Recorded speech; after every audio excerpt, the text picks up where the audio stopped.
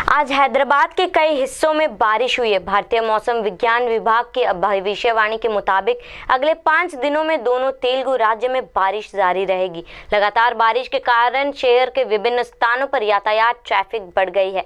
वहीं Banjara Hills, Jubilee Hills, Mehdipatnam, Hitech City, SR Nagar, Neredmet, Tarnaka, Uppal और सिकंदराबाद में कई क्षेत्र में भारी बारिश दर्ज की जा रही है। बाढ़ के पानी की वजह से हैदराबाद में कई इलाकों में पानी भर गया है, जिससे सभी स्थानों पर मेट्रो रेल का काम बंद हो गया है।